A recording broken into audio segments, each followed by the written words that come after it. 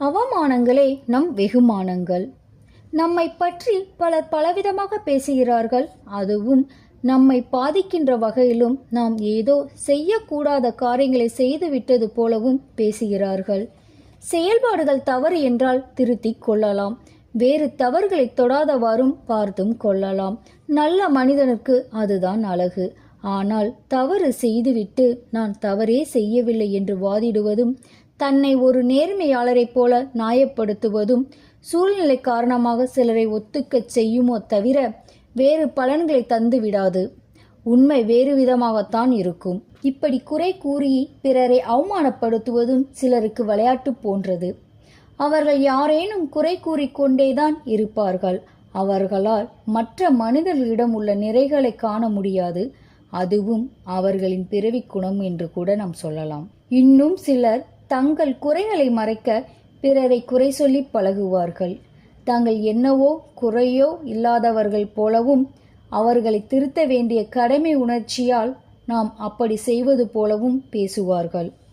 இது அவர்களிடம் அமைந்துள்ள தாழ்வு மனப்பான்மை. உண்மையில் மற்றவர்களை திருத்தும் நோக்கம் அவர்களுக்கு கிடையாது. பிறர் அவமானப்படுத்துவதைக் கண்டு மகிழ்ந்து பிறகு துன்பத்தில் இன்பம் காணும் இவர்கள் மனித தன்மை இல்லாதவர்கள். எனவே அவர்களின் பேச்சுக்கு மதிப்பளிக்க தேவையில்லை. ஒரு செருப்பு தைக்கும் தொழிலாளியின் மகன்தான் ஆபிரகாம் லிங்கன். அவர் தனது உழைப்பாலும் முயற்சியாலும் அமெரிக்க ஜனாதிபதியாய் உயர்ந்தார். லிங்கனை அவமானப்படுத்தும் எண்ணத்துடன் அமெரிக்கா பாராளுமன்றத்தில் ஒருவர் பேசினார். மிஸ்டர் லிங்கம், உங்களை பல பேர் இங்கு பாராட்டி பேசினார்கள். அது குறித்து நீங்கள் மகிழ்ந்து விட வேண்டாம். உங்கள் முன்னோர்கள் வறுமை குறித்து நான் நினைவூட்ட வேண்டும். உங்கள் அப்பா தைத்து கொடுத்த காலணி இன்னும் என் காலில் இருக்கிறது, ஞாபகம் இருக்கட்டும் என்று லிங்கத்தின் தந்தை செருப்பு தேய்ப்பவர் என்பதை குத்தி காட்டி பேசினார். ஆபிரகாம் லிங்கமோ பதட்டப்படாமல், நண்பரே, என் தந்தையார் மறைந்து பல காலம் ஆயிற்று. ஆனால் அவர் தைத்து கொடுத்த காலணி இன்னும் உங்களிடம் இருக்கிறதல்லவா? என்ன பொருள்? அவர் எவ்வளவு சிறந்த தொழிலாளி என்பது தெரிகிறது அல்லவா? அப்படி ஒரு சிறந்த தொழிலாளியின் மகனாக பிறந்தது குறித்து நான் பெருமை அடைகிறேன். அது மட்டுமல்ல, இப்பொழுது உன் செருப்பு கிழிந்து போனாலும் என்னிடம் கொடுங்கள். நான் அதை சரி செய்து தந்திருக்கிறேன். அந்த தொழிலையும் நான் நன்கு அறிவேன். எனக்கு செருப்பு தைக்கவும் தெரியும், நாட்டை ஆளவும் தெரியும் என்றார். கேலி பேசினவர்களின் முகம் குற்ற உணர்வினால் சிரித்து போனது.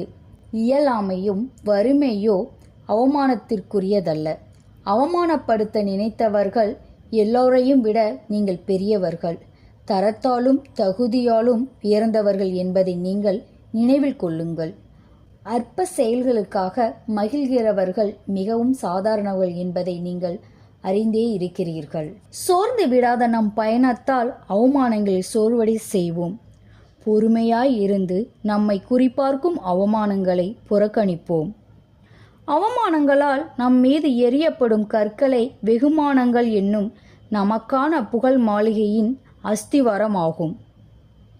இந்த ஸ்டோரி உங்களுக்கு பிடிச்சிருந்துச்சுன்னா லைக் பண்ணுங்கள், ஷேர் பண்ணுங்கள், சப்ஸ்கிரைப் பண்ணுங்கள். தேங்க்யூ.